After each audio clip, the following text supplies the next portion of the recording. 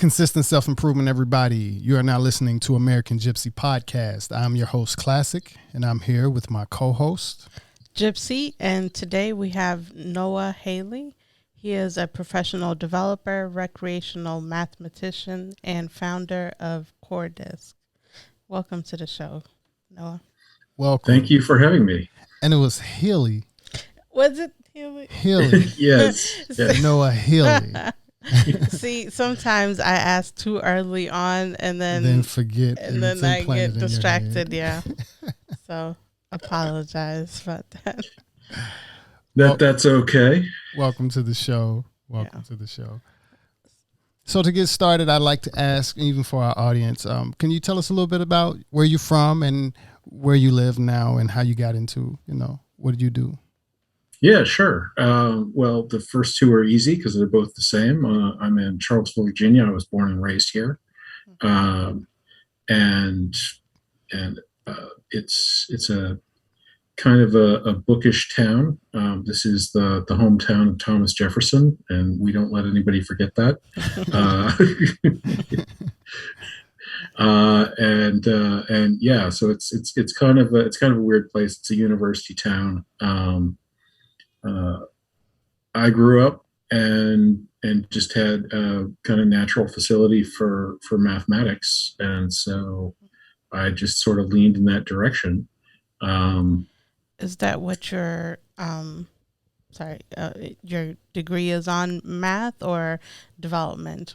I call what I got the mad scientist degree. So I went to UVA in the engineering department, and at UVA they have a program in the sort of College of Arts and Sciences called the Eccles program, which is sort of their honors thing, which has its own degree attached to it.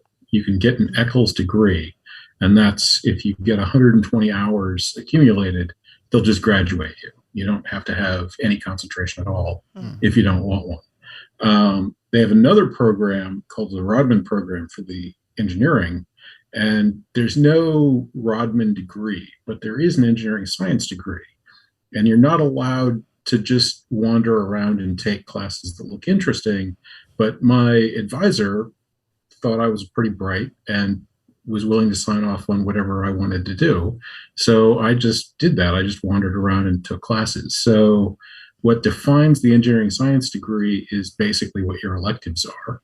And so my electives in science were genetics and relativity, and my electives in lab work was robotics and radiation detection. So after that highly practical course of study, I got a fellowship to do a year in grad school in the closing down nuclear engineering department, and wound up. I averaged slightly more than one math class per semester while I was attending UVA, and wound up taking several classes in the nuclear department because the professors were just more interesting than most of the other professors. Then I got out and got into programming because I got out in 2000. It was the peak of the boom and needed a job. And so then I started studying the papers. Computers are actually a mathematical idea that we happen to be able to physically build. A lot of math was building towards the idea of coming up with what back in like the 19th century was termed mechanical solutions. That would be problems that you could build a machine, what we now call an algorithm, that you could create a sort of recipe that would solve any kind of problem like that. And problems that people thought would be amenable to that had been discovered in the 19th century to be impossible. You might be familiar with sort of the quadratic equation. That's a pretty common one that lots of people learn in middle school or high school. There are two more formulas like that for third power and fourth power polynomials. But it turns out that not only is there no formula like that for fifth power polynomials, there can't be any formula like that for fifth or higher power polynomials, because it's actually impossible for such a formula to exist and work. So math had sort of done all these things where it figured out these ways to solve these problems over the last few centuries, and then thought that they'd be able to conquer what integer mathematics, basically the kind of math we teach to like kindergartners, first graders, 1 + 1 = what, and the answer is always an integer. The inputs are integers and so on. And it was believed that there would be some sort of approach that would solve any of these problems. You stick one of these things in, the answer comes out. And Alan Turing proved that actually that you can't do that, that problem space, which seems so simple, just arithmetic and integers, is actually so big and so complicated. And it turns out that it's actually the restriction to integer answers that causes this to happen. That, in fact, you can't do that. The no universal solution approach can exist. And he proved that by building a mental model of a machine that was a universal solution, this thing that could solve any problem that could be solved. And then he proved that it couldn't solve that set of problems. And then other machines with those properties were developed by other mathematicians. And then, I'm going to blank on his name, which is really unforgivable because it's the name of the architecture. Von Neumann, there we go. John von Neumann actually put together a group of people at Princeton and basically built physical models of some of these machines, and now we have computers. Okay, so it's okay. Go ahead. No, you go ahead. No. Because it's pretty technical, and I'm keeping up with you slowly, but it's dealing with you saying solving in a mathematic way with solving problems, and you're saying I'm not gonna say, I guess, more of. Are you meaning more in a really more, I guess, in a mathematic way, or more like a quantum way in solving a problem? When you say the machine that you kept putting something into or putting the problem into, and it can solve so much, and then it just couldn't solve, like when you're saying the type of problems that you're putting into. So what Turing figured out was that you could basically hand the machine a problem that said, you can't solve me. And this, so this gets into something called proof theory. And another guy named Gödel showed that sort of there were inconsistency problems with complete proof systems. And basically they figured out ways within arithmetic and this integer mathematics to write down statements like, this statement can't be proved to be true. And that statement can't be proved to be true, because if you could, then it would be false and the proof would be wrong. Right. But the statement is true because you can't prove that it's true. And so it's a true statement that can't be proved to be true. Now, this might seem like a bit of a toy. But as a computer yes, point of view, computing problems, yeah. Right. And we now have sort of a lot of human experience with computers. Like we in the 1930s, when he came up with this idea, these ideas might have seemed sort of trivial and something you could sort of work around.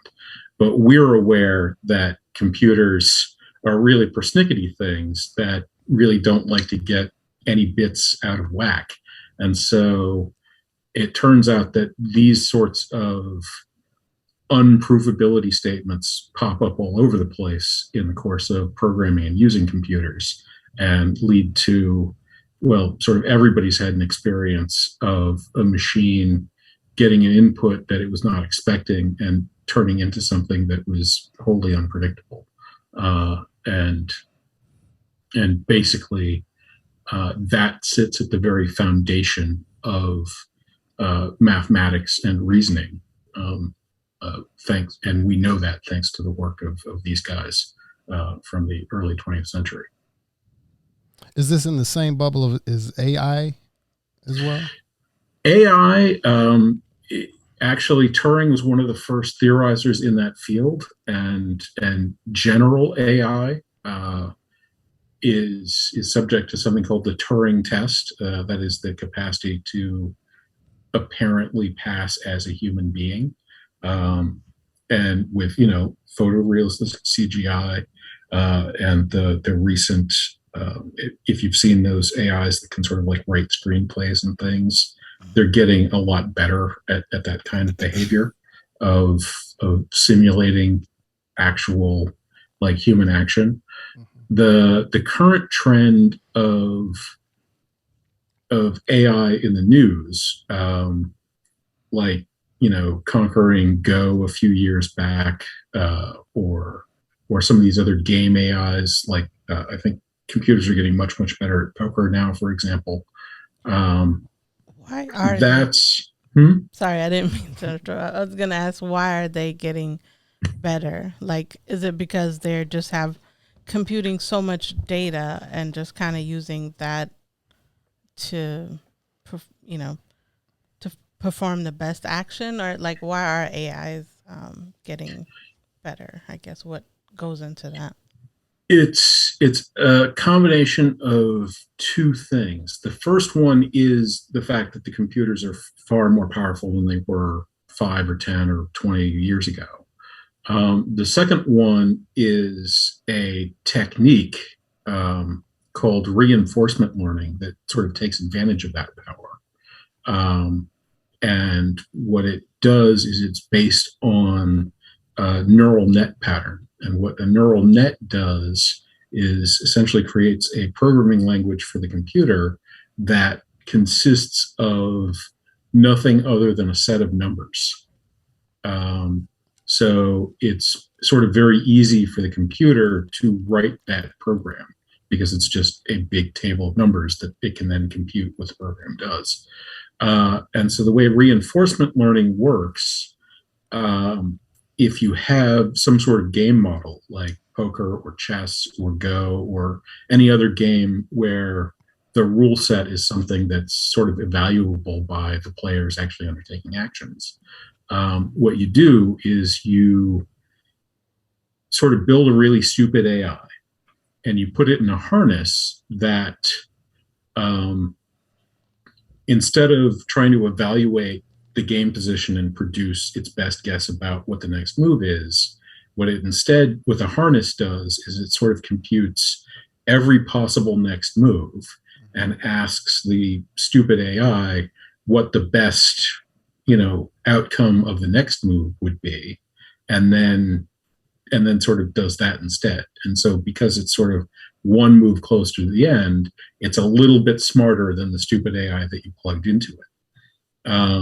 And then what you do is you get a brand new AI, which can just be a copy of the original, and you do a training session where you have the computer basically learn how to rewrite the numbers in this copy AI so that the behavior of the new program very well approximates the sort of one step deeper program that's a little bit smarter than it. And once you've done that, you now have this sort of dumb plus one AI that is as good as your dumb AI if it was just sort of one move smarter than itself. So then you plug your, plus one AI into the harness and train yourself up another copy that's as smart as this plus two AI. And what happens if you go through, 7,000 to 8,000 generations is that you wind up with an AI that's a lot smarter about the game than we are, so far every single time, and that's what they're doing, and it's been pretty amazing. You wonder, is it smarter about the game or is it cheating?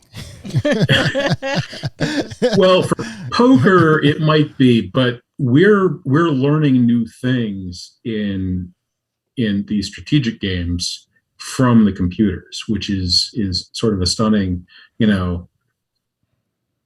90s computers couldn't beat human beings. 1997 IBM builds Deep Blue specifically to beat the world champion, and they do it. But you have to own that specialty built supercomputer in order to run the program. So nobody's really losing to Deep Blue. By the 2000s, computers have gotten good enough that they are typically better than human grandmasters, but they play the game and evaluate it so differently from us that we don't really learn about chess positions very much from them, because they're playing a different kind of game than we are. It's just they're doing better at it than we are. But then Google's DeepMind comes along, and the Leela open source project follows it up, and starts doing this reinforcement learning AI thing. And suddenly this computer that's better than the very best computer programs that existed before, and therefore way better than the best humans have ever been, is now playing with this entirely new set of principles that the masters can sort of look at and start learning from. And they learn that positional sacrifices are more important than we used to think they are, and that playing to make the game easier for yourself or harder for your opponent actually wins a lot, or advancing your rook's pawns are really valuable, and so do that. And within the last year, the people who sort of built the old kinds of engine at the very highest level, there's an open source program called Stockfish, came up with Stockfish NNUE, where, roughly speaking, instead of sort of coming up with some random stupid AI to plug into your system, you build a really smart, careful AI. You plug that in as the seed of the thing, and then you start breeding up a neural network that's based on all that tactical knowledge plus sort of its neural network sheen on top, and it's even stronger than the pure neural network plays are, and vastly stronger than we are, and it has other things like maybe you shouldn't castle so often. It's a whole move, and there's other things you can do with that. And Go is the same way, where people were vastly better than Go programs until somewhere around 10 years ago, when a breakthrough in technique was discovered that made Go programs basically able to play sort of beginners, but still couldn't pose any sort of meaningful challenge to skilled Go players. And then reinforcement learning, went, I believe it was 5 out of 6 against one of the top players in the world. And we now believe that like game 4, whatever it was, game 2, I think, where he won, is sort of like the last Go game humans will win against a computer in history. Like, it's so much better than we are, and getting stronger and teaching us new things about the game that we thought we understood after thousands of years of playing it. Wow. So, we recently took a pause to watch a movie, and was it Free Guy? Mm-hmm. Are you familiar with that? Free Guy? I'm familiar with that. I haven't seen that one, but I did see the ad campaign. Right. He's basically an AI that was, kind of woke up out of being an AI and became a player. Right. Spoiler alert, my bad. But I guess to tell you a little bit just about it, does that happen? Is that basically what that is? Kind of when, you know, a NPC or a program kind of becomes AI accidentally.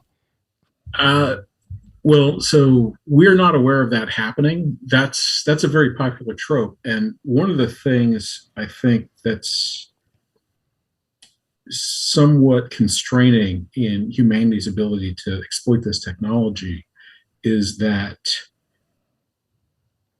there's actually demarcations between things in sort of the mental sphere that we learn about from computational mathematics that we're not used to, because kind of the only thinking like systems that we have access to in our cultures and myths and so on are people. So we're just like, well, you know, it's behaving. We anthropomorphize everything. It's like, you know, it's behaving with a mind of its own. Right. And you know, it's a vacuum cleaner. It's not behaving with a mind of its own. There ain't no mind there. You know, it's just there's a ball bearing that's loose or something like that. And so what these things are doing is essentially building up incredibly sophisticated probability models and basically playing this gigantic theoretical pachinko machine that is sort of very carefully placed paddles and stuff inside it, so that wherever you drop the thing at the top, it always lands in one of the good places and never lands in one of the bad places. And that's also what we're doing as human decision makers when we decide to swerve or brake when something jumps out in front of our car, or when something else happens in, say, a game of chess, and we decide whether we want to, you know, push this pawn or that piece. We're making those decisions too, but that's all we're doing. We're just making that decision in that space. It's just that we've never had the capacity previously to separate out the ability to make that sort of decision from a machine. Only people could make decisions like that. Right. And so there's sort of like the apocryphal story of like a farmer, and an early industrial farmer, getting a tractor and like running out of gas, and then like beating the tractor to get it to keep going, because, you know, if their donkey doesn't want to keep moving, well, you know, you hit it a little bit and get it to keep moving. Right. And in a culture where you're using life to do physical labor, sure, like, you know, there's a lot of different motives that can get a living animal to do something, from, you know, care, training, food, reward, all sorts of different things. But a machine, you got to know where the switch is, you got to know where the power supply is, you got to line up the pieces, and then once you've lined up the pieces, the thing happens. And if you line up the pieces wrong, something other than the thing happens. And what computational math and computer technology show us is that for decision making and communication and other things that are deeply, deeply human, cultural, even spiritual, that also now applies. We can measure communication, which is how we can talk to each other on this digital platform. The signals that I produce are measured, the measurements are transmitted to you and then reconstituted on your screen. And so that opens up sort of entirely new avenues for things to exist, which we're really not competent right now to sort of absorb and think about rationally. And you can see this sort of all over the place. You know, you're talking about Free Guy, you talk about CGI sort of taking over movie making. Yeah. I have a lot of siblings, some of whom are a lot younger than I am, and so they're much more used to the modern style of cinema. But you can show them some amazing things from like the Merry Adventures of Robin Hood is like the 1930s or something that came out, and it's a stunning film, not least because human beings are doing these ridiculously acrobatic stunts all the time, and it looks better than Marvel movies where they're doing much more insanely acrobatic stunts, but it's not human beings doing them. It's you know, a computer program CGI. drawing a cartoon that looks a lot like a human being, but doesn't look like your eyes can still tell the difference. Right. Mm-hmm. Sometimes you even ask, why did they do that? Right. It looks nothing like, you know, the real thing. Yeah. So sometimes it doesn't even look remarkably like a human being, Right. and then it's real bad. I wanted to go back and ask, your developer, when did you get into developing? Well, so software developer Yeah, basically. software. She's a developer as well. Okay, well, so basically, you know, 2000, got out of school, needed a job, local local company that was kind of pioneering in social gaming, but didn't know what they had, so they went off in a direction that didn't generate any revenue, and then they went bankrupt. But their CTO was in the games club that I was the president of at UVA, and so I'd been kicking his ass, you know, at board games for a few years, and he was like, "You're real smart. We're hiring. Come on down." So I went on down. I got the kind of the usual programmer interview of, here's a couple of logic problems. How do you deal with those? I'm good at math. I did great at those. Yeah. Um, so I got in, and then they were like, well, this is the language we use here. Here's the book. There's a project. Get to work. And What so language?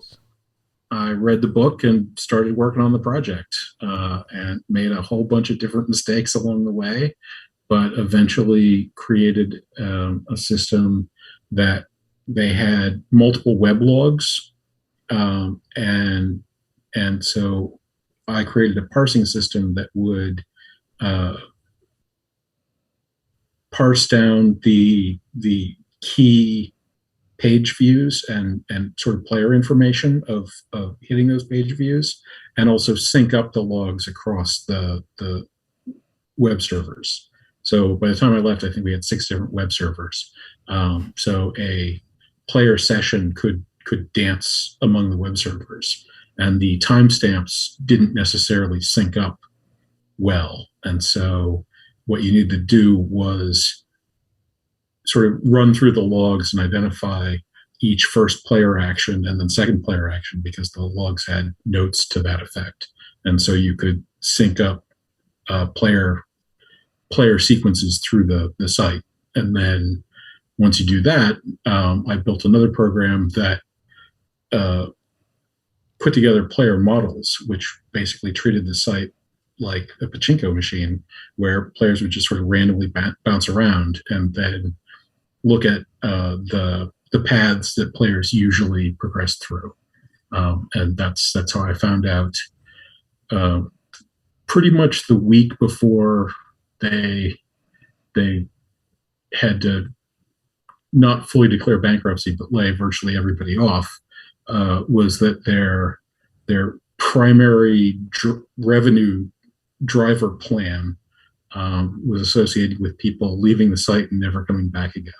So it was the black hole of the site was the part that they were making money on. So what language did you start with, and what are you using now? So they were a Perl shop. Okay. The first programming language I was ever instructed in was Logo in grade school, and I used Logo actually to create the logo for my company. I just found a web page with an interpreter online and bounced around until I wrote a little sort of spirograph program that wrote that. Um, in high school, I studied Pascal and then C, and then in college, I did some C++, C, and Python. And I've been developing in Shell, some C, mostly Perl shops around here, some Python, used some Ruby, uh, and also, dang it, I'm bad with names. This is my big problem. But the Lisp for the JVM closure. Okay. So tell us a little bit about CoreDisk and what the company does. Sure, yeah. So CoreDisk is basically a holder for the IP of coordinated discovery markets, thus CoreDisk, which is my notion for a better way to operate price discovery in financial marketplaces. And so I'm working to get that mechanism patented. There's also an sort of outside the United States open source project, just to get it out and off the ground. And I am producing materials to advertise this information, and also doing consulting with people to try to get projects using this technology into use. And I can go into detail of what that technology, how the technology works, or what its effects are probably going to be, or sure. So the basic notion is, again, what I was talking about earlier. It's a splitting up of what we ordinarily think of as a unified thing. So in financial marketplaces, it's basically about buying and selling things, and price is an emergent property. As a result of lots of people buying and lots of people selling something, frequently notionally, the sort of ownership is transacted electronically, or futures are transacted. So agreements to trade something in the future are actually what's being brooded back and forth in order to determine where prices are. If you do that and keep records which you publish, that's what the market ticker is all about, then people will be able to look at that record and make decisions for themselves that will cause the entire market to converge towards where the price is, the level at which supply and demand are equivalent to one another. However, what that's doing is conflating the risks and knowledge into sort of one basket, along with the notional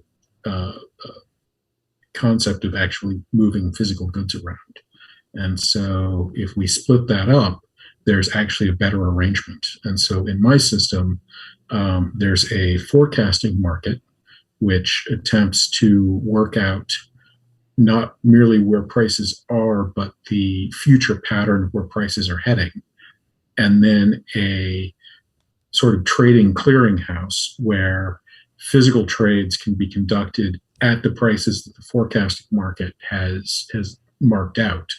And those trades generate revenue, because commissions are charged on those trades, which can then, because we can measure how much information is in things, that revenue can be distributed among the people in the forecasting market based on exactly how useful they actually were to the marketplace in general.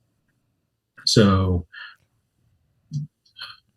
now I was going to ask, Well, I didn't mean if you weren't finished, you can continue. And out. Oh, okay, yeah. So what this does is it creates a market that is more efficient in the engineering sense, because rather than having to sort of deal with the noise and the expense, even notionally, of moving contracts back and forth, we're sort of first conducting negotiations in a purely information space, which is much less expensive, and then taking that sort of pre-negotiated positions and allowing everybody to gain access to this best possible price, at this sort of higher level.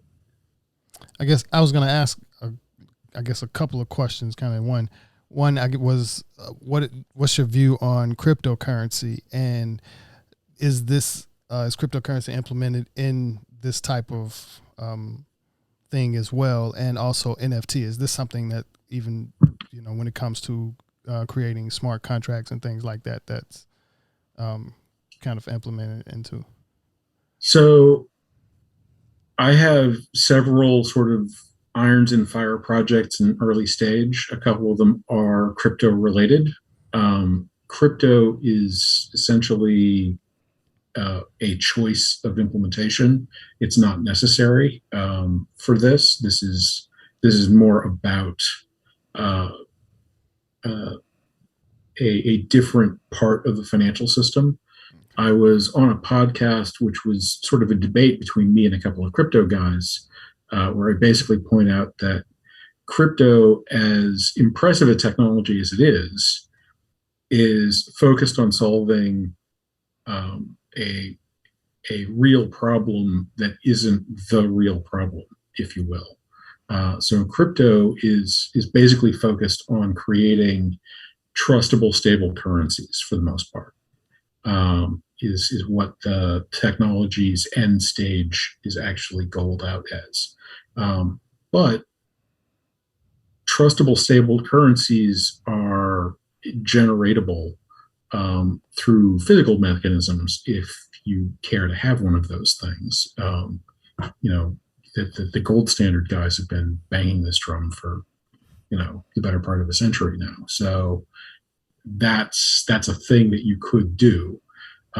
Currency systems, fortunately or unfortunately, are actually intrinsically political, social animals.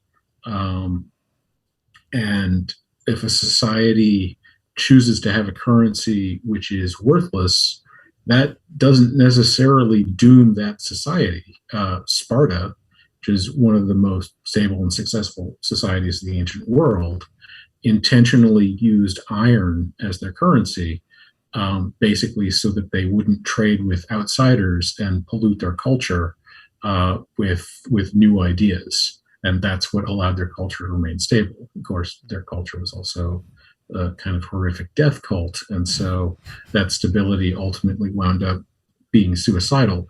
But the plain fact is a stably valuable currency is only actually necessary to a society that is engaging in trade and wants and needs to engage in trade. And many, many societies haven't needed to engage in trade, and many, many societies haven't wanted to engage in trade. Now, we are living in societies these days that almost all do have both of those desires and needs. And so stabilizing the currency would be valuable for us.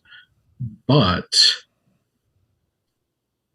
currency or money systems in general is just a way of measuring financial information. It's basically a yardstick. It's not the end all.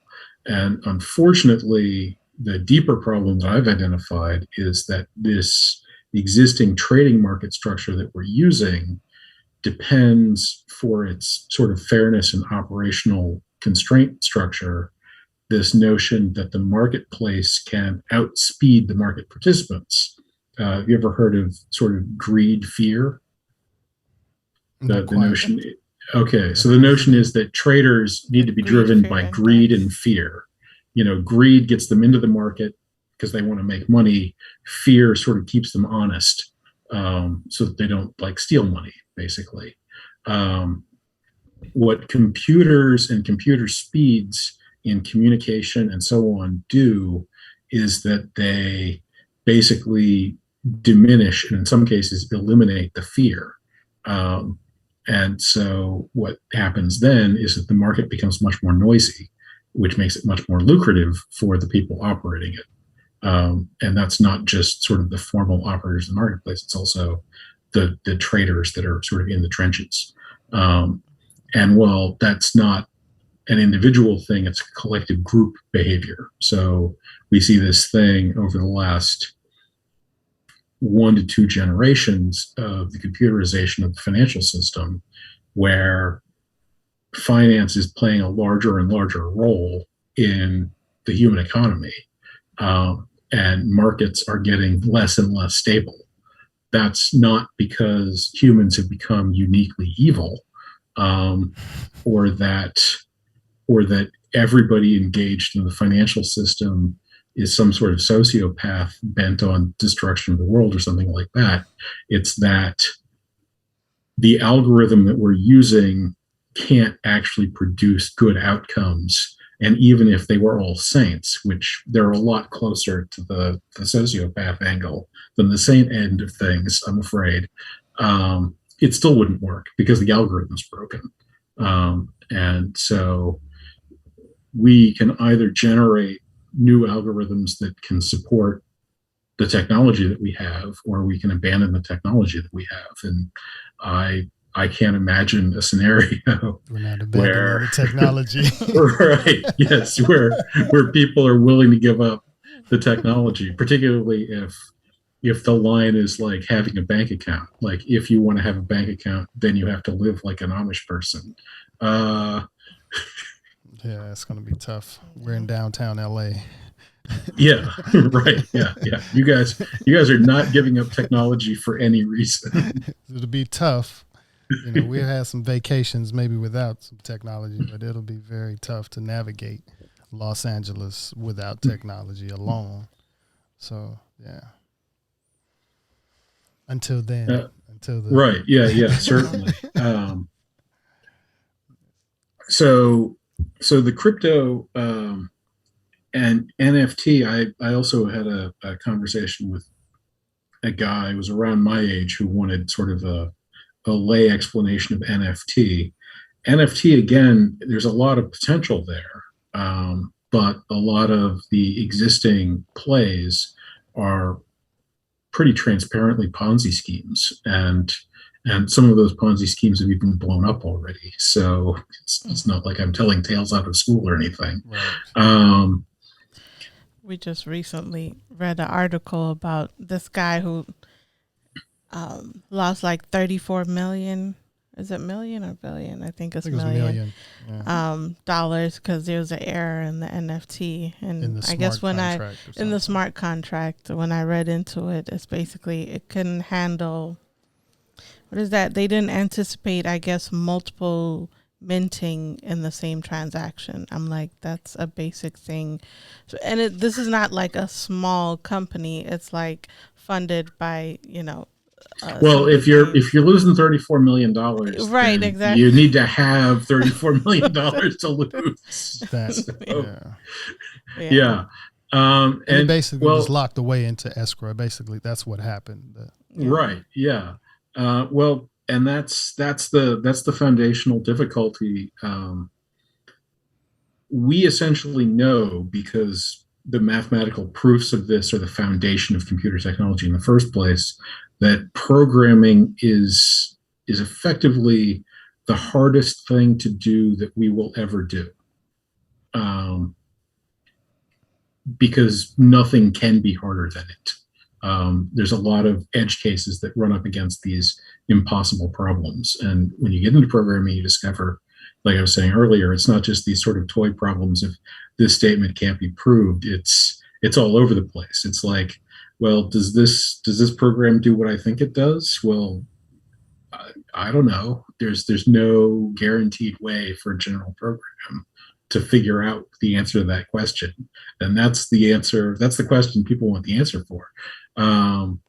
So that aspect of NFTs and the blockchains of basically saying, well, computers can just do stuff for us. So let's just sort of create this trustable computer that will do stuff for us. We can't program computers now. Like, why would we be able to suddenly program this much more complicated computer just because it's on a blockchain? So where I like to focus actually is creating sort of sub-computational systems, things that are simple enough that you actually can fully determine whether or not they work. And also operating at the strategic game theory level, which offers a lot of opportunities to find situations where you can create mutually reinforcing incentive systems. So people, sort of one of the things you worry about is people trying to break the game for their own benefit. But if you can create a strategic situation of self-reinforcement, then people breaking the game for their own benefit is benefiting the game. So then you're fine. It's like, okay, go ahead, spurg out, nerd out, whatever it is, figure out how to do the best possible. The better you're doing, the better the game's doing. So that to me is a stronger approach, but it requires a very different mindset. And I can't take a lot of credit for having attained this mindset because it kind of happened to me by accident while I was trying to solve this problem for fun. So what is one of your favorite games?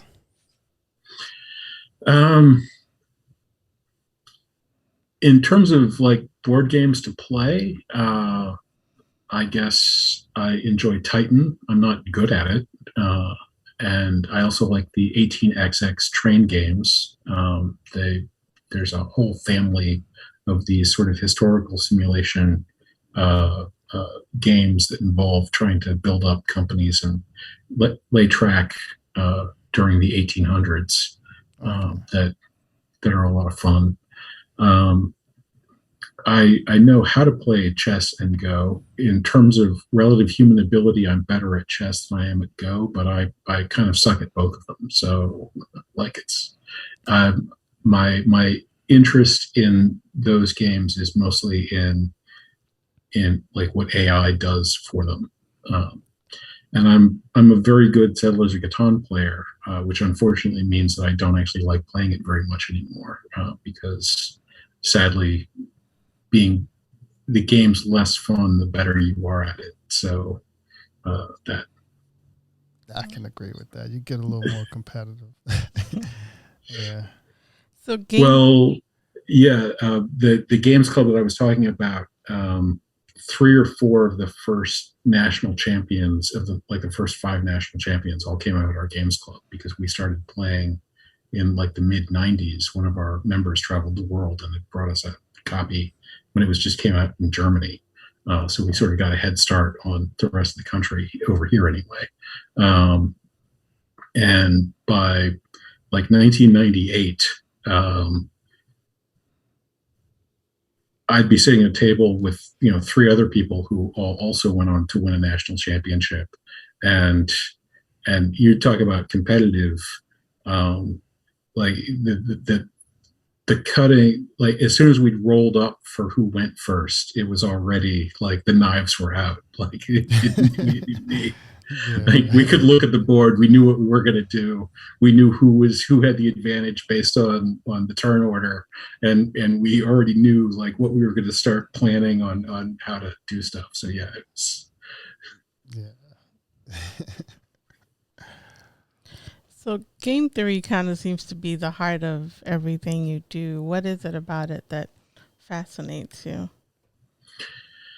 Well, I think the most interesting thing about game theory is that, again, it extends mathematics to a realm that we don't ordinarily think of as being something that's mathematicizable, if you will, and the insights that we gain from looking at these things mathematically have real world consequences. So, as an example, one of the existing debates in biological genetics is like evolutionary psychology and group selection, and the idea, like the roots of altruism. Where would cooperation even come from in a Darwinistic, competitive, dog eat dog, world? And sophisticated genetic arguments exist for how a species could benefit itself by being nice to other members of its species and so on. But in game theory, we can examine certain strategic situations in which, if this situation exists, then altruistic or apparently altruistic cooperation becomes an ideal strategy.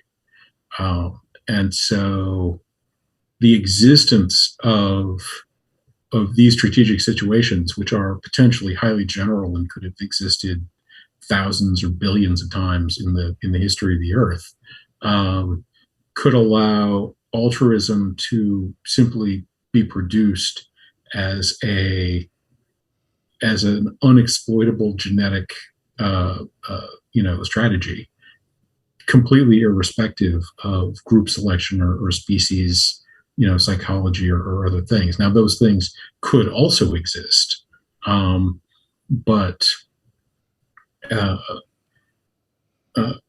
situations where certain kinds of cooperation or competition, or even just, like I said, altruistic behavior, actually is individually beneficial, can sort of become this kind of new insight to seeing the world. And how interesting is that to gain new true insights into the universe? Like, there's sort of an infinite number of those. Like, the universe is a big, exciting place, and we're tiny.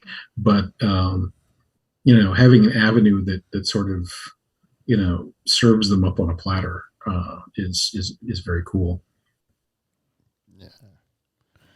Well, before we get ready to close it out, is there anything you wanted to leave the audience with, and let them know where they can find you? Yeah, sure. So there's a website, coordisc.com. That's COORDISC, that you can learn more about coordinated discovery markets and some about me, or you can reach out to me on LinkedIn. I'm Noah Healy, NOAHHEALY. And be happy to have you. Just last week, actually, I had a blockchain developer connect up with me on LinkedIn out of nowhere, and he's reading my white paper now, and maybe he'll be another iron in the fire in a month or two. So nice. Okay. Interesting. Well, it's great having you. Thank you for taking the time. We appreciate your time. Yeah. You bet. And the information. I learned a lot as well. Yeah. We'd like to thank our listeners, thank our viewers, thank our donators, supporters, subscribers. And you can find the podcast at AmericanGypC.com, and you can find Consistent Self-Improvement merch at luamlee.com. And we have music. I also have some cello music, some instrumentals, and just some vocal things as well at Classic, KLACCIK, Carpenter, CARPENTA. That's on Spotify, iTunes, Tidal, and YouTube, and more. Thank you again to everyone. Consistent self-improvement, and peace.